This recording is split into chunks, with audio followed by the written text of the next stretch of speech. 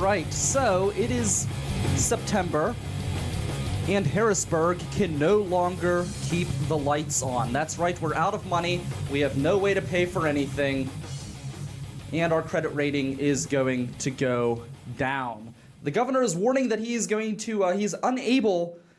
will be unable to pay for Medicaid and Medicare and programs like that in the near future due to the budget crisis, because the governor and the House and the Senate cannot come together and come up with a spending plan to fund the budget that they all agreed to this summer.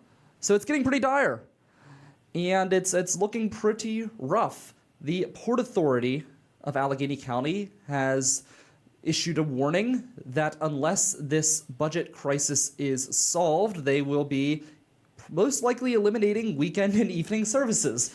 So it's looking bad. It's looking real bad. The lights are still on here, at least for now.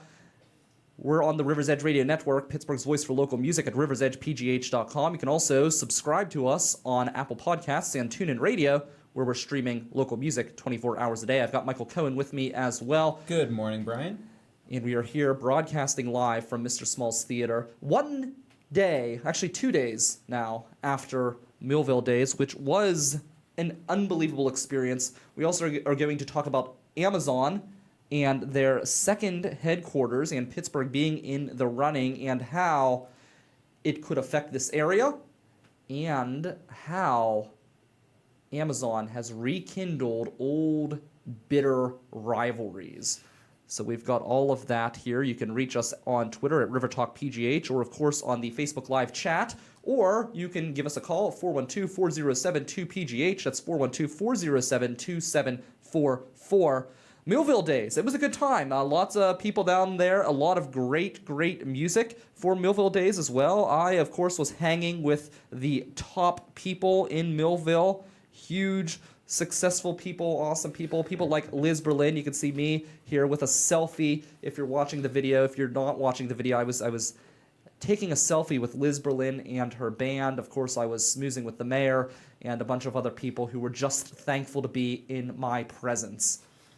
With the exception of Liz Berlin, I was thankful to be in her presence. If you're on Brian's Facebook feed or the River's Edge Facebook feed, the selfie stick is in all the photos. It's in all of the photos. I don't know. I don't know how to use a selfie stick, to be quite honest. That's apparent.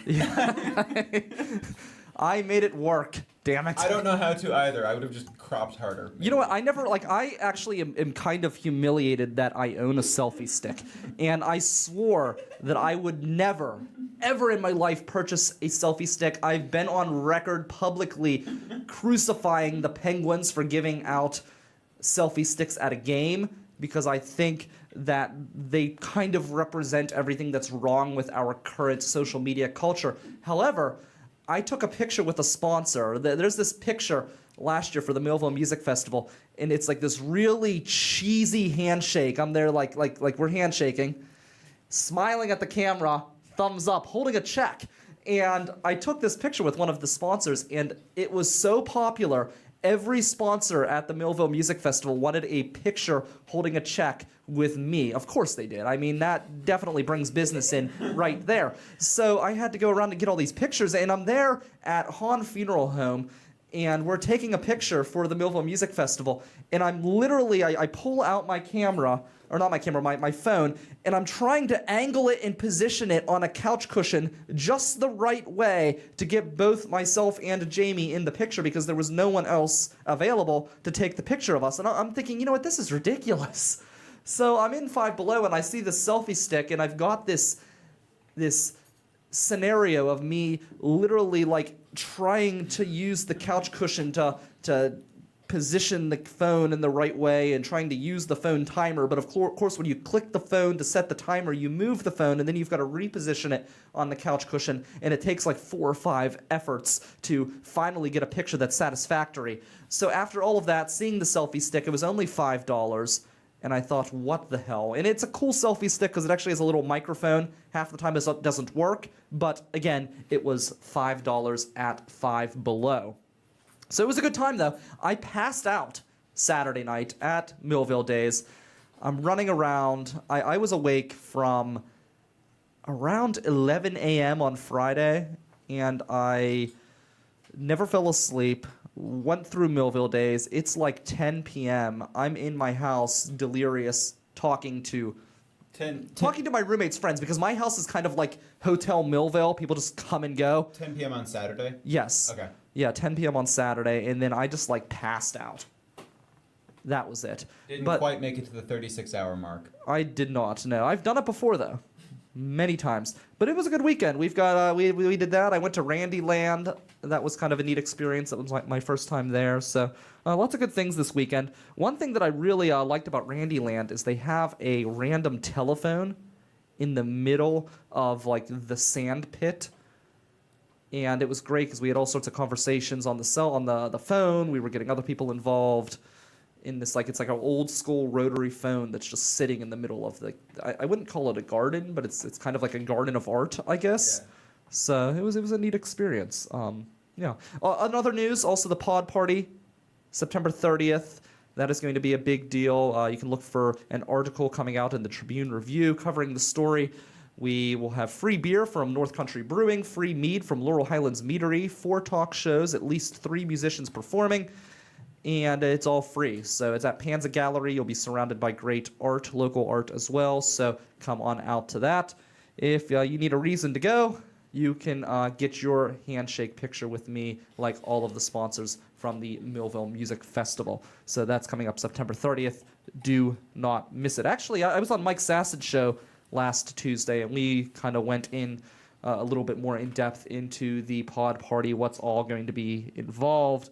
So I would definitely suggest checking that out as well. You'll be there at the beginning of the pod party to check it out. Yeah, absolutely. I'll be there for the first hour and a half, and then I actually gotta go do a benefit with our own Matt Wolforth. He's doing Wolfie Comes Home at the Brookline Pub as a benefit for Brookline Teen Outreach, and I'm hosting.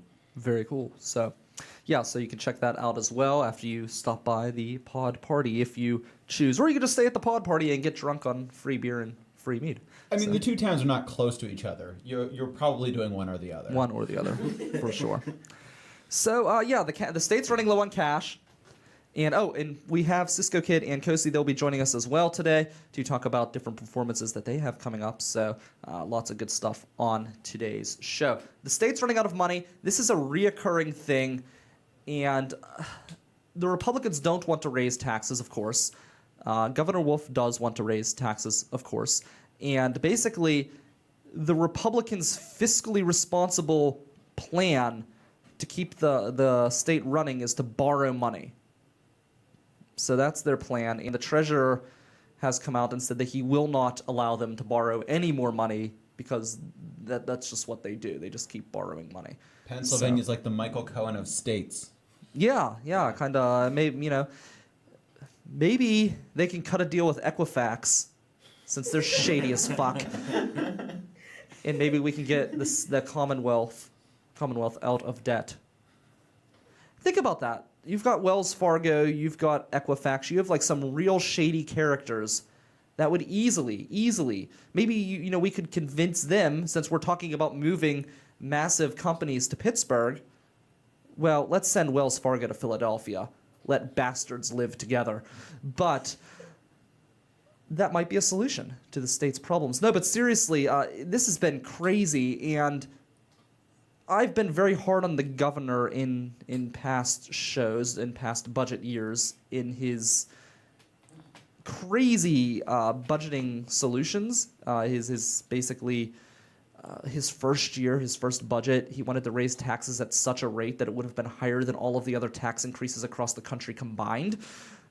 Obviously not going to pass with the Republican House and Senate, and he basically tried to... He basically was kind of like a liberal Trump in the sense that he thought he could just order the legislators to just do what he wants. Do you think maybe he was trying to highball it as sort of a negotiating? No, because he was like dead set on this, and even they were like even negotiating, the Republicans trying to like do something with him, and he's just like nope.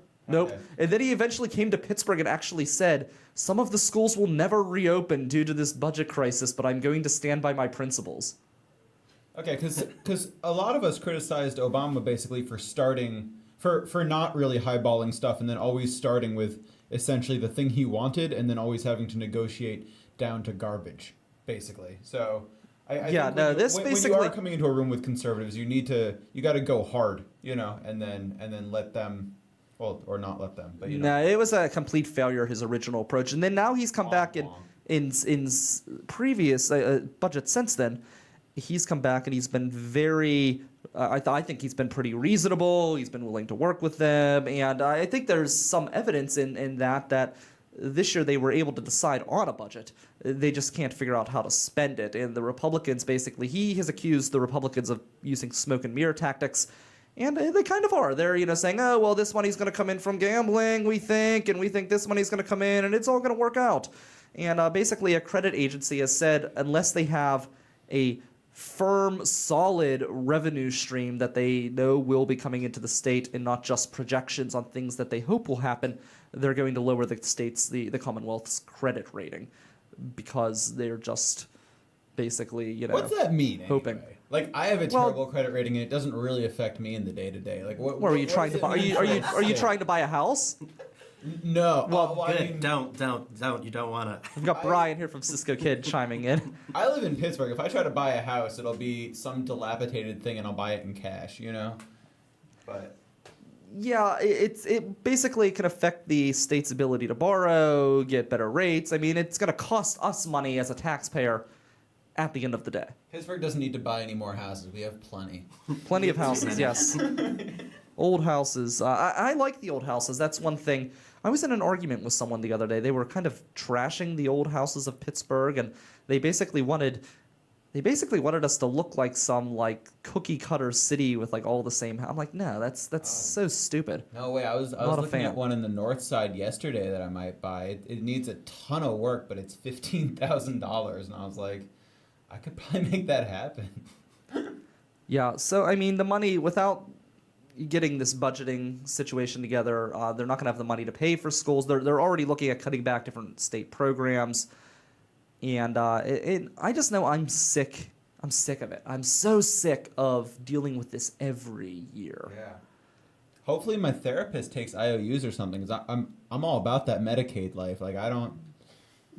Yeah. Well, That's all my health care. you can kiss it goodbye. Because the Republicans have agreed to raise some taxes, but they need to really come together and get a real solution together. And basically, I like what the Auditor General is saying. He's really advocating for the legalization of weed and taxing that. He's been really pushing that. He's like, look, we could solve literally all of our problems by just legalizing weed. But he brings up a good point. He says we need to do it now. Because well, so eventually, makes it special. Yeah, because everyone's else is gonna get it, and then it's you're gonna lose the impact that those taxes or let's be fair, we don't want to upset the Republicans. We'll call them fees. The fees assessed to the weed. Actually, I was surprised they actually came back and changed the term of one of their fees to a tax recently. They relabeled the impact fees to a severance tax. So it doesn't really change anything. It doesn't bring in any more money. In fact, it actually probably cost us money because they would have had to go through the legislative process to pass a bill to change the name from a fee to a tax. So we probably actually lost money on that decision. But they did it. So they labeled something a tax. So I guess that's kind of a step in the right direction. So you're listening to The River's Edge. Also, the big news that's out there right now is Amazon is looking for a second headquarters. And Pittsburgh apparently is on their short list of places to go. So you're shaking your head, no, Dude, you don't want it. Amazon is bad news. Why? Well, okay, so first of all, our mayor is just learning his lesson with Uber now, right? In the last 6 months. Amazon isn't even one of these tech companies. Oh, let's actually be honest. He didn't learn his lesson with Uber. He realized it was the liberal, progressive, I can get myself in front of a camera thing to do. So all of a sudden he became an anti-Uber guy when he was pro-Uber. All the way up until Uber started doing really, really shady things with their employees and allowing things to go on that shouldn't. And then all of a sudden, because Bill Peduto, who is he gets, to be quite honest, I think he gets off every time he sees a TV camera. Okay, He came all right. running as soon as Do you wanna hear KDK about came. Amazon Yes, or all right, not? let's go. All right. Yeah.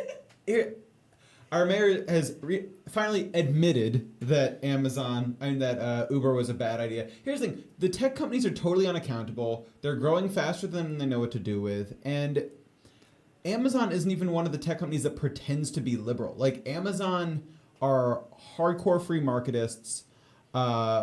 Jeff Bezos is on some days the richest man in the world. Like you have to understand when you're dealing with something bigger than what you can control. And if Amazon comes here, we're not going to have any say in the way that they behave as a company. Like they are so much bigger than Pittsburgh. Mm-hmm.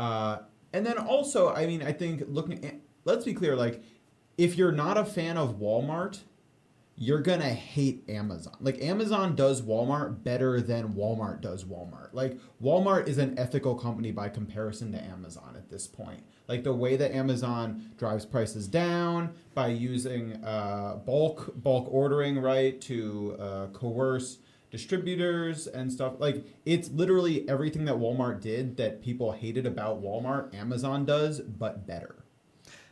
Here's the thing, though. They've pledged to spend a lot of money into infrastructure in the area if they move in. And right now, we're looking at the bus system being canceled on weekends and evenings. Now, when you say pledge, what's that mean?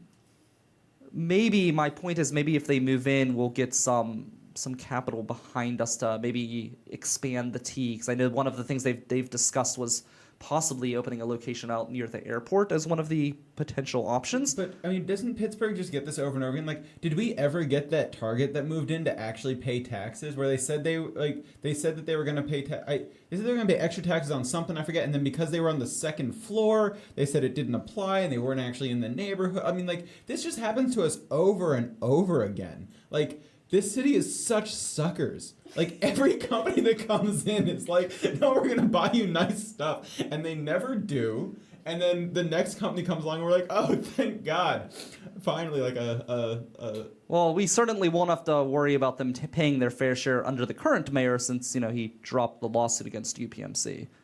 Sure. So yeah. I mean, again, probably padding his campaign wallet with with some green UPMC. So.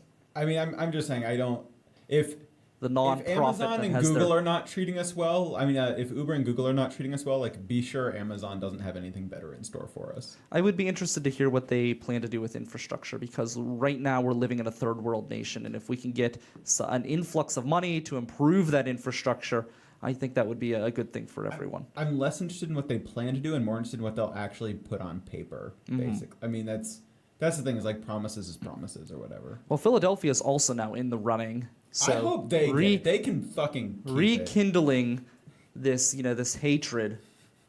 I hate Philadelphia. I hate the city. I hate everything about it. Brian over here is shaking his head. Yes. We all do. It's a given. Wait, what's this? We have Kosi chiming in as well. Kosi, what is I'm with Kosi. going on? You're What do you dislike about Philadelphia? What do I dislike about Philadelphia? They're rude, they're nasty, they rape and pillage our finances here in the Commonwealth. Huh. So, their sports teams suck.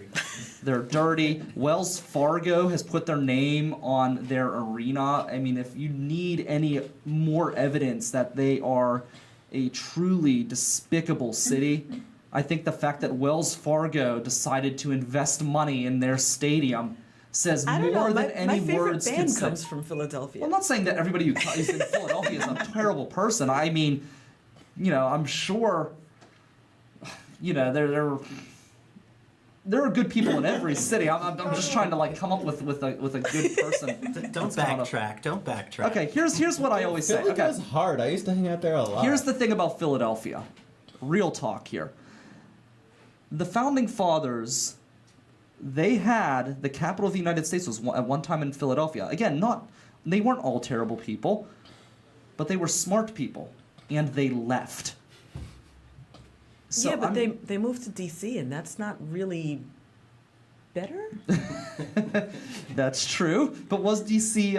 Maybe they caused the shit in Philadelphia? I don't know. And I've maybe they actually just- once heard about DC, that it's a city of southern efficiency and northern charm. That's a pretty good one. Having been to DC, I'm gonna have to go ahead and say that's pretty accurate. Not that I dislike DC, but that's pretty accurate. Pretty accurate. So, I don't know. I've never been to DC, actually, to be honest. It's not really something I don't know. I want to go visit, but I heard it is kind of a dump. But you know what? I think that's the thing with capitals. So I went to Harrisburg for training, and Harrisburg's kind of an interesting place because the actual capital of the Commonwealth, like the building itself that they do business in, is beautiful. It's one of the most beautiful buildings I've ever been in. It's spectacular. You walk outside of that building, and it's a dump. And I just wonder if that's just like epidemic of like all like capitals, or are capitals just dumps? Oh, definitely. So you think if that you've been to that's- like Hartford, Connecticut, or like Raleigh, North Carolina, or like, well, those are the only other two places I would live. But All dumps, yeah. yeah. So good to know. So yeah, I don't know. Philadelphia, I don't want to see them get anything, because here's the thing. Like, this is what Philadelphia does. Like, here's a good example, Kosi. You were asking why Philadelphia sucks, why they are a despicable city. I'm trying to think like of a good comparison.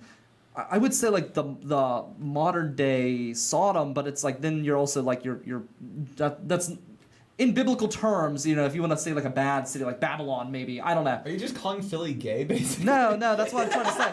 It's not that's why it's like not really a good comparison, because it's not necessarily a bad thing, but you know what I mean? Like in the Bible, that was viewed as like a bad city. So like Philadelphia is a bad city. So like we have all of these the gas that's coming in, the Shell, right? And there's all this debate as to whether we should do it or not. But I think one thing is clear. It's coming out of Western Pennsylvania. In Philadelphia, the politicians in Philadelphia have been fighting to tax that industry. And they already are being taxed, actually. They're being taxed like 3 times. So they're being taxed through regular business taxes. They're also being taxed through impact fees and then any kind of local taxes that they would get as well. But Philadelphia wants a statewide tax because that way they can then take the money being made in Western Pennsylvania and shuffle it over to Philadelphia so they can build another $10 million library in the middle of a budget crisis. Not a library. Well, not a $10 million library in the middle of a budget crisis, no. I don't know. I like libraries. I like libraries too, not at $10 million, and not when we can't afford to pay for health insurance or keep kids in school. So, Well, that's why I think they're like, let the gas companies pay for it. Dude, Shell's not hurting for money. no, but I would rather keep that money here in Pittsburgh. Okay, if you want to tax them and maybe build a library in Pittsburgh where the people's roads are being destroyed and their water supply is being destroyed, at least let the people who are like growing extra arms and things because of the shit in the water that they're drinking, at least let them benefit from the money that's being made off of it. Don't send it over to Philadelphia. That's all I'm saying. And that's all that these people do. They've been doing it for years. This wallet, they have been raping this wallet since I You gotta pick a started better paying verb in 2017. taxes. I'm sorry. Okay, what do you want me to say? They're pickpocketing my wallet. I don't know. That's great. That's perfect. Okay, they're pickpocketing the wallet. My credit card, it's theirs. They've got their hand on it. What's that? There's that law firm. They say, we've got your back, not your wallet. Philadelphia's got my wallet, man, and they just will not let go. I want my wallet back. That's all I'm saying. So yeah, that's why Philadelphia sucks, basically. Okay. Does it make sense? All right, what's next? I'm All right. going to take your word for it, Gonna because take my word. Philadelphia has never done anything bad to me. Well, so. it's because you don't live in Yeah, and I don't in the live in Commonwealth, so Pennsylvania, so. they're not stealing your money. So Amazon, I'm interested to see. I do want to see what they're going to propose. I am kind of excited to for the prospect of new transportation, because I would like to see the T run from Coriopolis to McKeesport. Oh, that'd be great. through Don't get me Wexford. wrong. That's a dream. That's a dream that I've had for a long time. That's a dream that I've been championing. I'd like to see buses eliminated from downtown. I can dream. And maybe Amazon can be the facilitator. Maybe we can dance with the devil and bring a true rail system to Western Pennsylvania. Well, I mean, bad things happen when you start a thought with maybe we can dance with the devil. Well, I mean, we've been dancing with UPMC for for how long? So that's another one that's interesting. But it's like, did that work out? I mean, yes and no. It's kind of debatable. So like UPMC, like they do, it is a good healthcare system, I guess. They do provide a lot of jobs, even though they don't have any employees. And they do invest money into the city. They just refuse to do it through tax dollars. And they're nonprofit, yet they have their name on the largest skyscraper in the city. So, with a very, very, very nice office, I will say that. Their corporate headquarters are nice. Very nice. Among the nicest in the city. So, I guess all that nonprofit money got to go somewhere. Liberals in corporate investment remind me of like Wile E. Coyote. Yeah, it's... Have you been there? Have you got, been... like the Acme box with like new roads and tea or whatever in it. Uh-huh. You like open it up and it just blows up in your face. Except it doesn't blow up in your face because that would be a thing. It just does nothing. There's nothing in the box. Nothing in it, no. No, that is accurate, actually. Yeah, it's... UPMC, I don't know. I have like such a weird...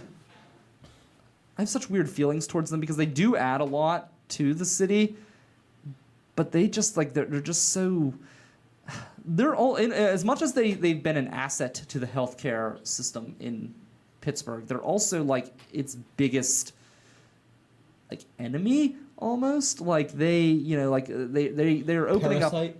Well, they're not only that, but they're also like opening up hospitals next to other hospitals to like shut them down for their competitors when there's other areas that aren't serviced. And it's kind of a weird thing because like I'm not trying to defend Highmark because they're not necessarily anything special either, but UPMC got into the insurance business and Highmark didn't do anything. They just started buying up hospitals. They bought up West Penn Allegheny Health System, and they kind of created that health insurance hospital co-op company similar to what UPMC created, which I don't really like that idea to begin with.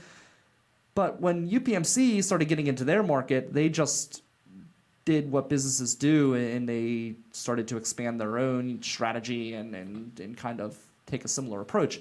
So as soon as they started doing that, UPMC started throwing a temper tantrum like a child, and they're like, well, our people aren't coming there anymore. If you have UPMC, you can't go to, if you have Highmark, you can't come to UPMC. And they started basically throwing a temper tantrum like a child, and now you've got hospitals which were built through donations and taxpayer money that the taxpayers can no longer access.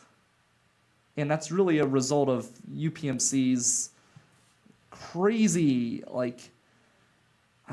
reaction to Highmark literally doing the exact same thing that they did on the opposite end. So it's like they're really destroying our healthcare industry through that because now Highmark's reacting in kind. And it's kind of really weird because like UPMC, they won't allow anyone with like Highmark or Blue Cross to go to any of their hospitals in Pittsburgh. But areas outside of the city, they have no problem with it. They're literally, it's just a tactic to try to take down Highmark, but it's affecting people who live here, and it's just really shady. I just have some problems with some of the things that they do. But I think if they want to be able to exclude people from their hospitals, then maybe they should start donating all of the money back that they were given through donations and tax money and things like that have built up these hospitals, these iconic hospitals that they consumed. So. Okay. Am I wrong? I don't know. I think I'm right. Just the concept, I think, and granted, I'm not in the healthcare business at all, but I think just the concept of anyone at all being turned away from a hospital is just kind of ugly. Yeah, it's terrible. For whatever reason, for insurance or or for whatever, it's like you're a hospital. You should just admit people and make them better. Exactly. But it's a business. That's the problem. They've turned it's non-profit. That's another thing. You're non-profit, yet you're excluding people from access. It just seems right. Yeah, really, really. I mean, really non-profit sad. or otherwise, it's still just. No, it's awful no matter what. But it's like you're supposed to be. If you're a non-profit, you're not supposed to be just out there to make a buck. You know what I mean? That's kind of the whole point of being called non-profit. But it seems like it's all profit driven. So I don't know. We're going to take a quick break, and when we come back, we've got the weird news. We've got some interesting stories, and then I know Michael's got a story as well we're going to talk about in the second half. We've also got both Kosi and Brian here. They're going to talk about their performances coming up. So lots of good stuff here on Pittsburgh's Voice for Local Music. Stay tuned. We'll be right back here on the River's Edge. Fresh leash, sharp collar, and I got a bark with attitude. Silk tie suit, bone tie. I can't sing the song. All I need is the government dime. Tails wagging just as fast as I can, because every human's panting about a sharp-dressed pooch. So we were talking, that's my horrible rendition of Sharp-Dressed Man, a parody of a dog. So we were talking, we're talking about government spending, right, and not having any money and blowing money on things. Well, there was one person who is being charged. They pled guilty for using a county. We actually got the picture here if you're watching. There's a dog that is wearing a tuxedo. And this tuxedo was purchased with a county credit card. So it says here, according to the Huffington Post, that this person who was, they're not alleged now because they pled guilty, her name is Goss. They pled guilty at a trial for using a county credit card to buy their dog this tuxedo. I personally, that's like one of the times I think frivolous spending might be okay. I mean, if you look at this dog, it's adorable. It's got a beautiful bow tie. Not a bone tie, as I said, but an actual bow tie. It's got, the suit. It's got the nice white shirt. It's a classy dog. It is a classy dog. It's a classy dog. I think I'm okay with that. So, you've got a weird news story as well. Oh yeah, I got two. Oh, two. Okay. Yeah, So we got not one, not two, not three, but four weird stories to keep the Mon Monster at bay this week. Hopefully we can save the entire city from total destruction. For those of you just listening, there is a monster that plagues the city, and we are the only defense. Story one, why is the Chicago Tribune editorial board saying that maybe the Unabomber was right? Okay. Explain.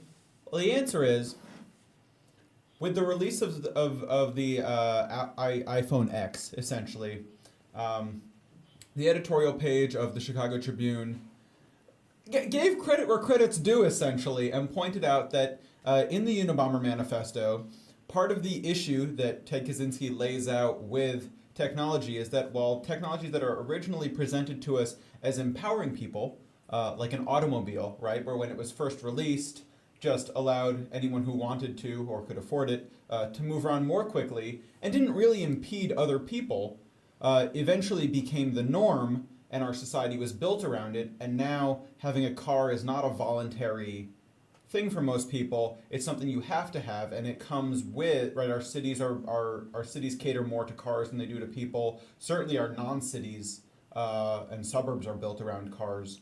Not always, but now, yes. What do you mean not always, but now? Well, at one point you had streetcars going everywhere, and it was actually pretty easy to get around. Right, that's the whole point. And now it's all built around automobiles. Yeah, that's what I mean. That is his point, right? And then you have to get a car, and then cars are these highly regulated things, right? With plates and all sorts of registration that needs to be constantly renewed, and they can only go a limited number of places because they can only go where roads go, and so in the long run, not only is it not a voluntary adaptation, but it also leaves us with less freedom, right? And now smartphones have also become a similar technology where at one point a person with a smartphone simply had more power than other people, but if you didn't want one, you didn't have to have it. Yeah. Right. And now again, we're essentially forced into. Well, computers are the same way. I mean, you look at like a school, for example. Good luck trying to graduate public high school without owning a computer. Sure, precisely. And the idea is that each technology, as it's promised to us, will make us more free, actually wind up making us less free, which was the premise of industrial society and its future, the Unabomber Manifesto. Interesting. Ted actually has a surprisingly, Kaczynski actually has a surprisingly large following in academia because he is a literal genius with 168. Well, didn't he work for a university as well? Yeah, At he one worked. point, yeah. He was the youngest person to ever be hired as a professor at the University of Berkeley. That's what I thought. And he went to Harvard when he was 16. No, he's like, and he is actually one of the greatest mathematicians in the country. He does a type of math that only like 6 or 7 other people actually understand. Wow. Which, who knows if it's real, right? But eight mathematicians agree it's real. Yes, so it and must the be rest of true. us can't figure it out. So Although I feel like at least with him, he clearly is someone who just doesn't go along to get along. I think it's safe to say that. So if he's saying it's real, he's not just trying to pull one over on you. You know what I mean? Yeah, Ted Kaczynski's not in it for the popularity. No. It's true. So yeah, that is why the Chicago Tribune is saying, hey, 20 years ago, Unabomber might have been onto something. So you had another weird story. I thought you were going to roll that off after the weird news, but go ahead. Oh, well, I had said it could fall anywhere. Well, let's do it. It doesn't need to be weird news. Well, All right. let's do it. Let's roll right into it. 2,000 evil clowns converged on Washington, D.C. this weekend. I thought that already happened. I thought that was Congress. Zing! There aren't 2,000 people in Congress. There might be 2,000 people working around Congress. Boom, roasted. No, the Juggalos, which for those of you that don't know, are followers of the band Insane Clown Posse. Juggalos are to Insane Clown Posse as Deadheads were to the Grateful Dead, basically. But they are Or parrot heads to Buffett. precisely. They are wicked clowns. They are generally white, rural, and lower class individuals. And they have been classified by the FBI in the late 2000s as a gang because some of them engaged in criminal activity. Okay. Which some of every group engages in criminal activity. God, go to right? a Buffett concert. Everybody's drinking while driving on the way in. That's criminal. Yeah, I mean, So so it's actually pretty great though because the police. If you've ever been to a Buffett concert, I certainly have not. I have, and it's great. So everybody's like going in, and it's like a party all the way from the Parkway, or actually from the Turnpike, because people have their cars dressed up, and you could cheer at them and everything.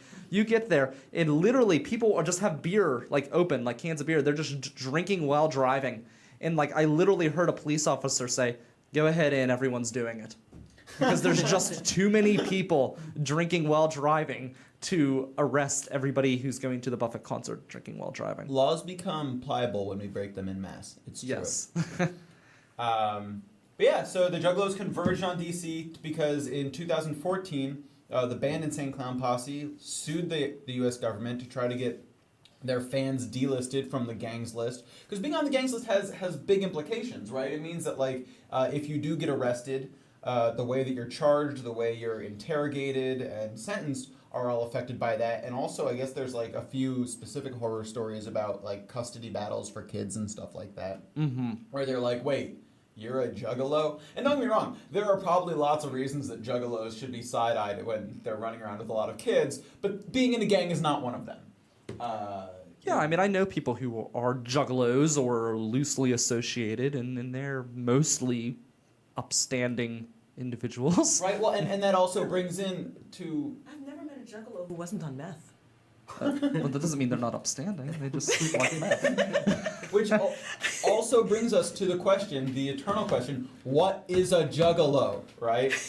What is a juggalo? Yes. Are you is it just a fan of ICP, or do they need to be self-identified? Do they need to wear some kind of Hatchet Man insignia? I don't know, and so that's part of the whole issue. Anyway, so Juggalo March included such signs as Fago not fascism, Black Juggalos Matter. Oh God! And there were a whole bunch of good ones that I won't pull up right now. Wow. But there's a colorful bunch. So there's a funeral home that is under, I guess, I don't know if they're under investigation, but there's people looking at them. Basically, residents spotted a disturbing image where there was blood seeping out onto the road from a Louisiana undertaker's business on Thursday afternoon. I'm reading from the Huffington Post. It says gruesome photographs show red liquid trickling onto a back street from a valve outside the Green Oaks Funeral Home in Baton Rouge. City officials said that a stoppage in a line had caused the blood, which was mixed with embalming fluid containing a certain chemical, and there was a leak in the tank, so people were seeing blood pour out onto the road. They keep their blood in a tank? Apparently so, Wow. yeah. All I know is you would never see something like that at the only family-owned funeral home here in Millville, also home of the Green Burial. We're talking about Hahn Funeral Home right here in Millville. If you're looking to plan out your future, and you want someone who is someone that's not going to put your blood all over the road and turn your body into a sideshow, I would go with Hahn Funeral Home because they're pretty badass actually. They're going to be meeting with the Millville Music Festival Committee about becoming a venue for the festival. So they support local music. That is the strangest commercial I have heard all day. Brian works in Hans every episode, and it's always smooth as butter. It's always like, that could kill you!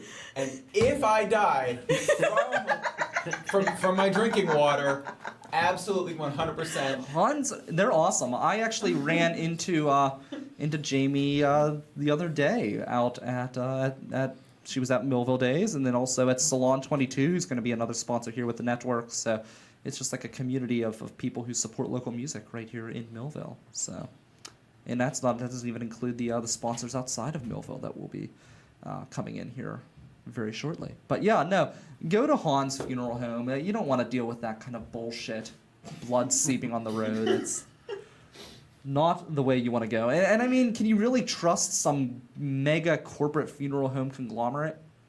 Or do you want to put your care into a family-owned business? That also does green burials. It does green burials, yeah. So, all right, we have Brian and Kosi here. Brian is of the Cisco Kid, and Hello. hello. How is that our introduction?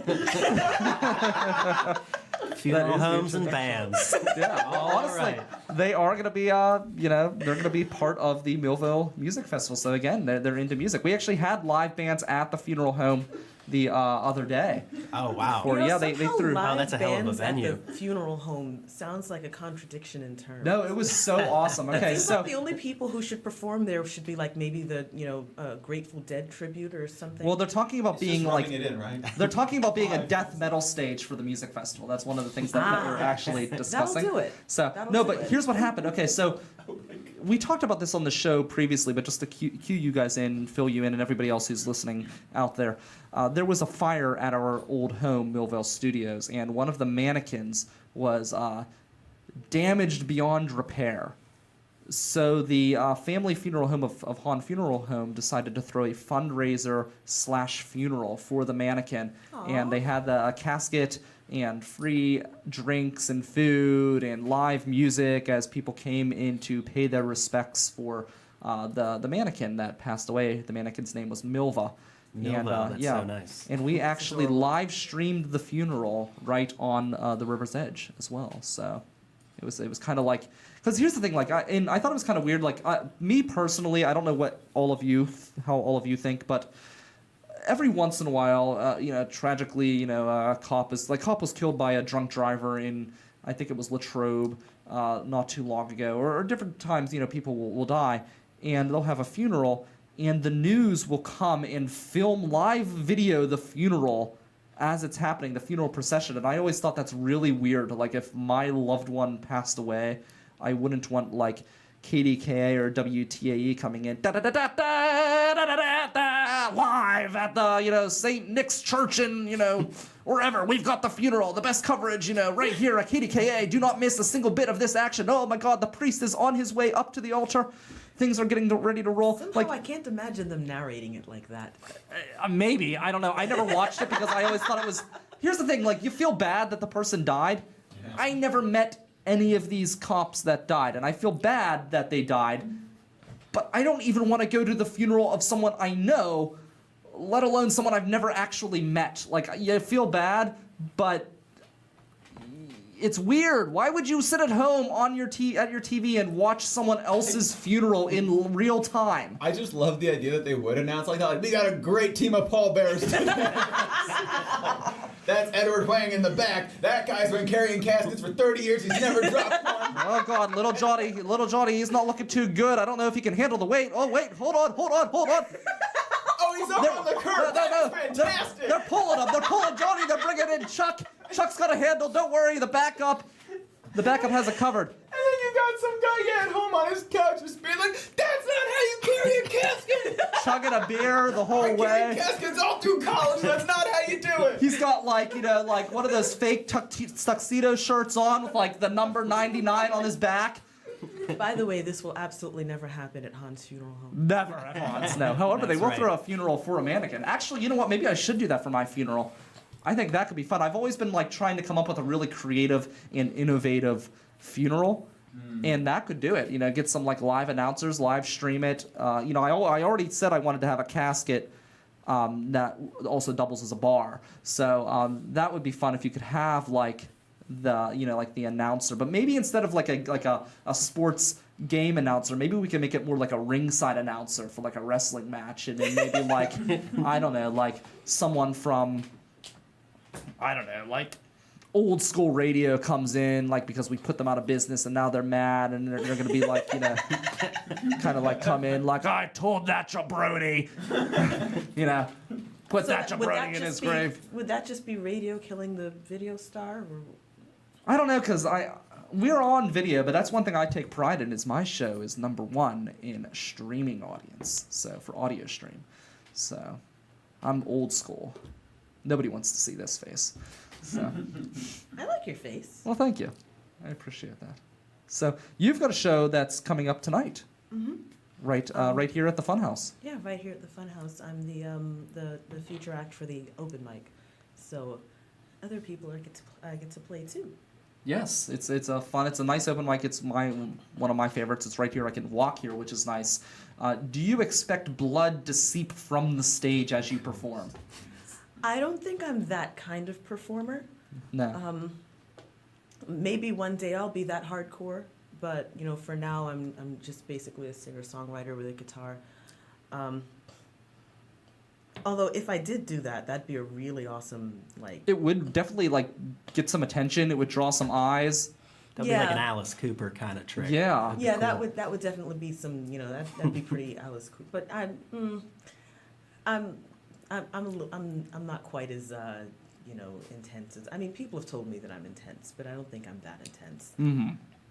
Maybe sweat, maybe not quite. So sweat pouring from the stage? That's kind of weird. I'd almost think like the blood almost seems like more natural. Like, you know, okay, at least, you know, someone was like murdered backstage or something, but like, who in the hell has that much sweat that it's pouring off of a stage? I have had some bandmates that could probably cover an entire stage in sweat in like 30 minutes. Real talk. I think I'm that bandmate. You're that bandmate? Yeah. I'm famous in the band for I'm the sweaty one whenever The we're done sweaty playing. I've been very blessed. I really don't sweat, like much at all. Oh, I'm jealous. Yeah, it's really kind of nice. I don't have to deal with much of that. It can be super hot out, and I'm just perfectly fine and happy. I'm fine in my everyday life, but once I get up on stage, I got lights shining, you're moving okay. around, you're playing. I don't know what it is.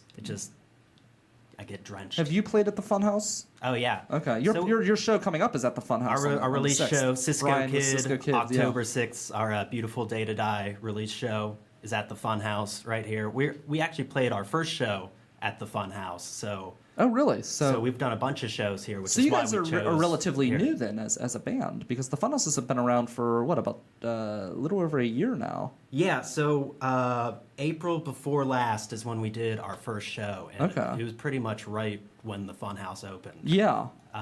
So it's kind of home base for us because we've done a bunch of shows there, which is why we chose it to do our release. Yeah, it's a wonderful venue, and I love the feel of the Funhouse. It's one thing I really like. It's got like a cool atmosphere there. It's got definitely. like the lounge look, and you've got the courtyard in the back, so you know if someone's being too noisy, you can just kick them out the back. So, which is kind of nice. So, so you both have a history with the Funhouse because you play here every time you roll through Pittsburgh. Yeah, Pretty much. Yeah. And do you play at the Acoustic Cafe at all, Brian? No. No, okay. No. So you just come through just for with the band. Yeah. No, I had a question for you guys. The name Cisco Kid. Are you fans of the old school TV program? No, Cisco Kid? not at all. Not at all. Okay. Associated by wondering. accident. I see. We chose the name. The war song Cisco Kid. Cisco Kid was That is a exactly friend the of mine. first Yeah. thing I thought of, and I was just like, do I make the joke or don't I? I should probably find like the best spot to make the joke. Maybe I shouldn't make the joke at all. Maybe I make too many bad jokes, but you made the joke already, so. Yeah, that's why we chose that name. Okay. But I've never seen the TV show. Have you seen it? I have because where I work overnight, and people put on like this old school television program called Decades, which is a very aptly named. And it's all of these old school TV shows. And one day, like Cisco Kid was on, and I'm like, I didn't even know this was a show. I knew of the band, I didn't know of the show, which shows like really that's the way my life is. Like people all the time are like, do you know this movie? Do you know this group? Do you know this? And it's like I am in my bubble of my local scene, and that's pretty much it. That's all I do. So I had no clue it was a TV show. I knew of you guys first. I found out about the TV show while I was sitting in the break room at work. So, but I kind of like the old TV shows because in some ways they're more interesting, because today's television, everything has to be so unbelievably intense all the time, or it's like super slapstick funny. And it's like, I don't know, like, so some of the old TV shows, it's like they don't take themselves as seriously all the time. So sometimes you can just enjoy a TV show without, like, I don't know, it being like the most epic thing in the world. And, Yeah, there's a certain lightheartedness to it. Yeah. But I don't watch that many old TV shows, so. I only do it. I probably almost all watch old TV shows nowadays because I don't watch TV at home. I only see it when it's on in the break room. So it's, either that or like some old episode of like Johnny Carson, which is on, or something like that. So. I mean, I haven't watched too many old TV shows, but I've seen a couple of old movies. And I feel like with some of them, especially like old horror movies, what they're going for is that they're trying to be incredibly intense, but the acting is just not that good. So you have somebody like, oh my God. Yeah. So, but in today's world, it seems like it's funny and lighthearted, but back then it wouldn't have been. But it was really supposed to be a very intense moment. It's just that now I can't help but laugh at it because it's just so. That makes a lot of sense, actually, because I was listening to this other podcast that breaks down historical myths, and they were talking about this type of speaking. It was called, I'm trying to think of what it was called. It was emotional, and the way that they spoke, like if you listen to it today, it sounds like a joke. Like they're just like it's crazy, but they, like, people were so into it, and they were like, and I guess that was before you had the amplification that you have nowadays. So like this way of speaking, they were able to amplify their voice and speak to a crowd, but people back in those days thought they were like these unbelievable speakers. And like if you listen to the speeches today, you're thinking, what the fuck? Like it's just like really bizarre. So I can see your point. There was actually an accent that was created. I don't remember what they called it, like a North Atlantic accent or something like that. But the accent that, for example, Katharine Hepburn used was not an accent that came from any region of the country or the world. It was entirely invented for Hollywood. Oh, really? Yeah. That's super cool. That is crazy. That is wild, yeah. Well, I mean, Star Trek, they invented an entire language, so. I don't know why we're talking about Star Trek a lot tonight, but I think inventing a language is quite different from inventing an accent. Yeah, it's true, but it is still kind of interesting in a way. So you guys are both playing at the Funhouse, and you can get your tickets at ticketfly.com. Yep, that's right. Yeah. $5. Come in. Who else going to be performing? I know obviously we're you guys. playing, and a band called The Telephone Line is Okay. Opening up for us, and they're Fantastic. great too. Yeah, they are good. I've heard them before as Yeah. well. So Telephone line. It's interesting. Anybody 10 years younger than me is not going to know what that is. well, that's like I was saying earlier in the beginning of the show, just to tie everything back together. Randyland, they actually had like the old rotary phone And I'm thinking, like, there's probably a lot of people nowadays that, like younger people who would have no clue what that is was, or how it's used. yeah. Or, like, pick it up and try to take a picture with it. Yeah, it's weird. And it's weird to see how things fluctuate and we go back to old-fashioned. Like I wouldn't be surprised if eventually a home phone becomes, like goes back in style again. If that becomes, like, the thing. That wouldn't surprise me because, like, go ahead. A friend of mine recently got rid of her cell phone and got a landline back. We'll have her on the show one of these days. I wanted to have her on before. Let's get that. Yeah. And I want to talk to her about that. Yeah, she doesn't use email or anything like that. You just got to call her at her house. Well, that's like, every, buddy used to have a pocket watch, and I always, like, look at the cell phone. The cell phone has become the pocket watch again. Right. Like, nobody wears a wristwatch, and everyone wore the wristwatch because it was more convenient, and everyone's gone back to, the pocket watch through the cell phone. Like, how many people do you know you can't contact them via text, phone, or Facebook because they never look at any of it, yet they're still pulling out their phone to check the time. So that's something that exists. And the way phones are, like I can't stand, like, a huge phone, but, like, people were going smaller, and even in Japan, they actually got to a point where they had phones basically on, like, your keychain. And now we're going back the opposite direction. You've got, like, the Galaxy, like, Note, which is just, like, this, like, tablet that you, like, put in your pocket. I don't even know how anyone fits it in their pocket. That's kind of actually an interesting point. Everyone's getting these bigger phones, but everyone's pants are getting smaller.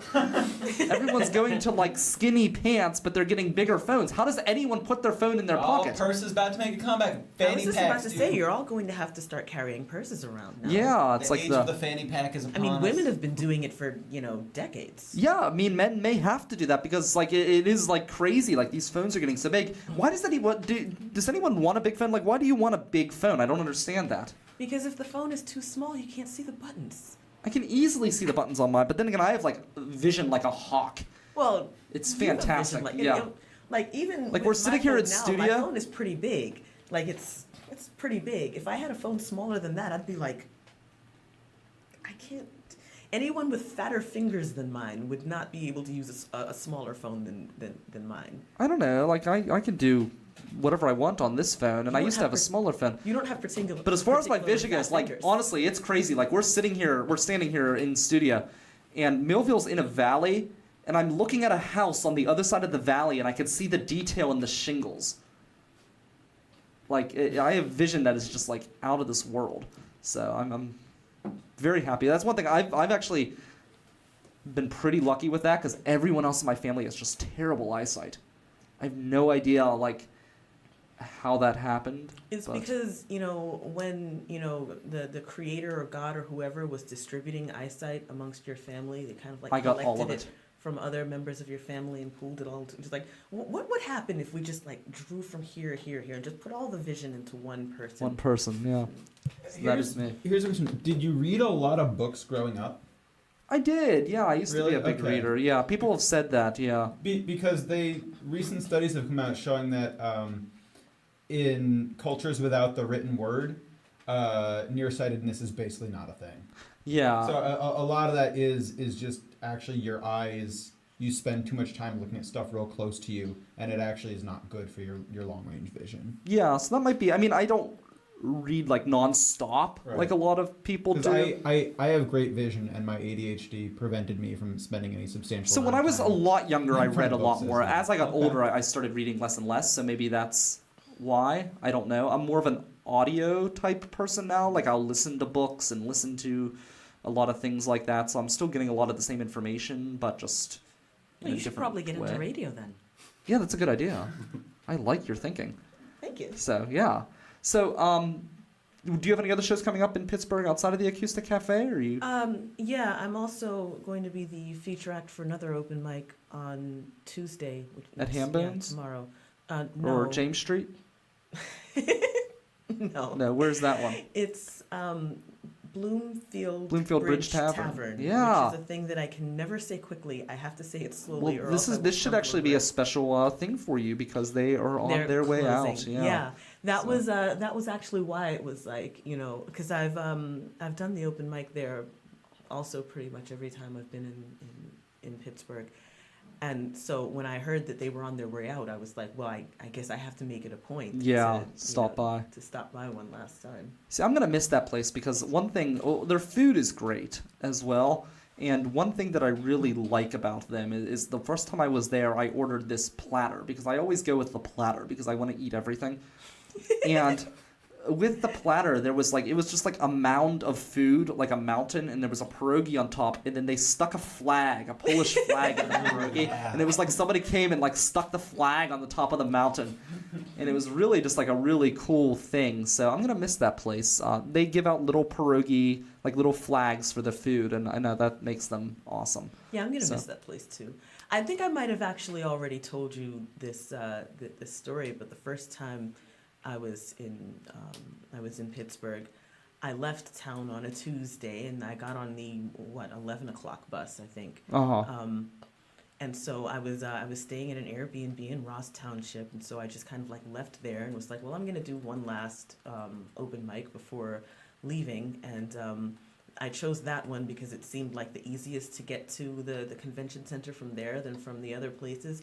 But I was also I had been fighting a cold for the entire tour, and on the last day of the tour, the cold decided, okay, I'm gonna win this day. And so I was kind of carrying all of my luggage and basically just dying on the street. And so I went in, and I told him, she's like, well, I'm gonna have to leave by such and such time because I need to get on such and such a bus.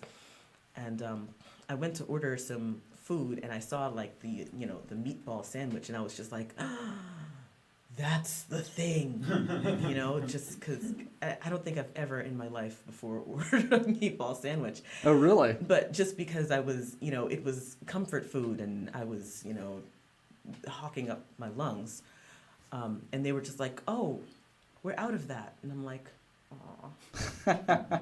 And I don't remember what I did order, but I ordered something else. And I got up, and they let me go first because I had to leave, and I had no voice. My voice was just completely gone by this point, and I'm just like, well, whatever. Last day of the tour, I'm gonna go home. I'm gonna make some soup. It's gonna be fine. I'm gonna sleep on the bus. It'll be fine.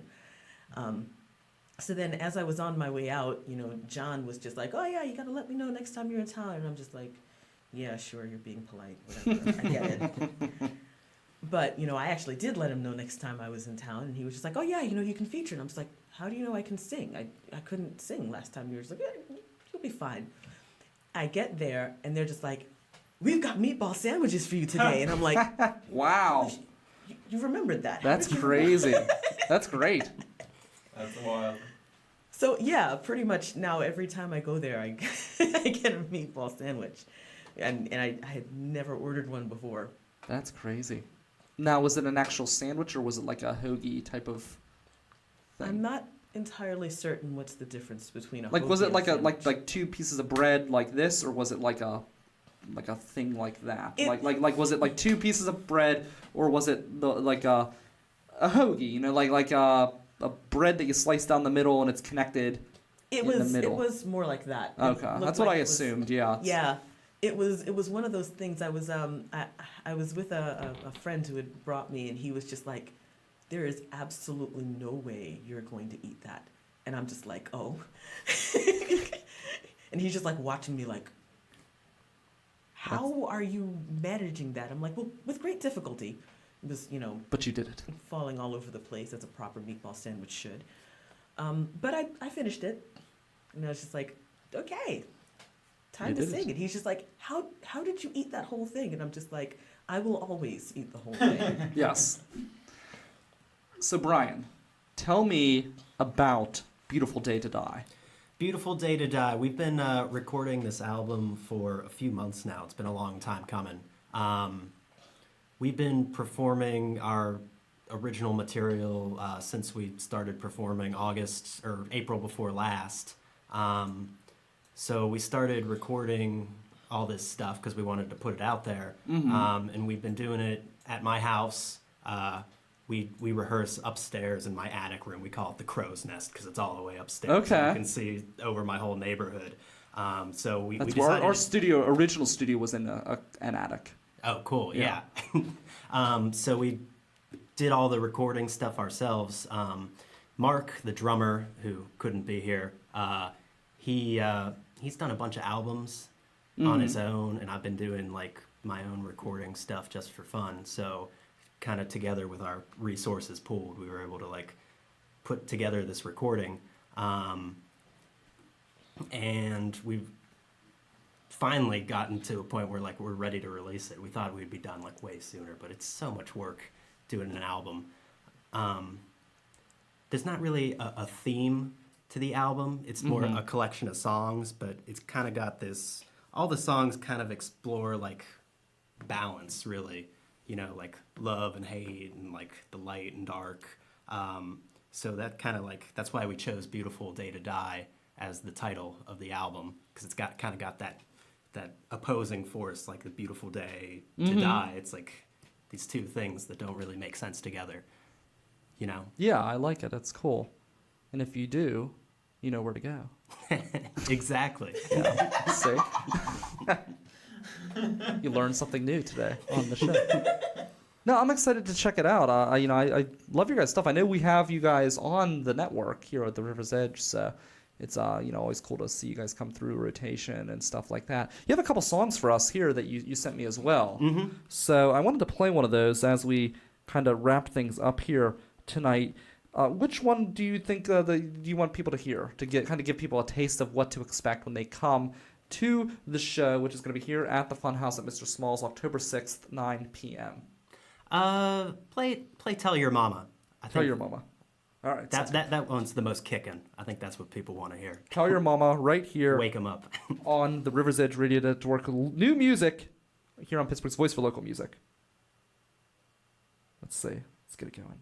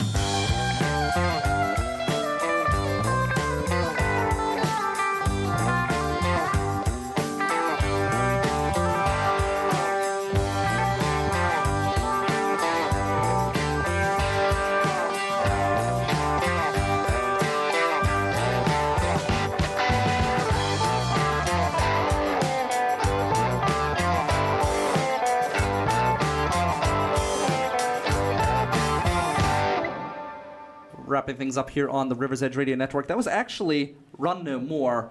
That was not... that was not the other one. So that was not Tell Your Mama. We're going to play that at the end of the show. But before we leave, we're going to just plug all of our things. Michael, what do you have coming up?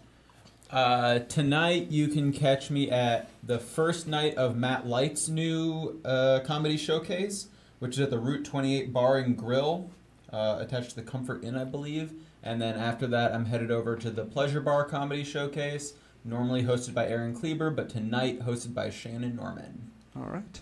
Kosi, what do you have coming up? We've already talked about it, but let's just refresh everyone's memory. I'm going to be the feature performer at the Acoustic Cafe open mic tonight at Mr. Small's Funhouse. Yep. And then tomorrow I'm going to be the feature performer at the open mic at the Bloomfield Bridge Tavern. All right. I will be back on Monday morning, 10 a.m., right here at riversedgepgh.com. No Saturday show this week, so I get a little bit of a break. But I'm sure you'll see me around. I'll be out there. Brian, Cisco Kid. Cisco Kid album release, Beautiful Day to Die, October 6th, also at the Funhouse at Mr. Small's. All right. For Michael Cohen, I'm Brian Crawford. You've been listening to the River's Edge Radio Network. We're going to sign off with Tell Your Mama, new music, right here. You can see them. Check it out.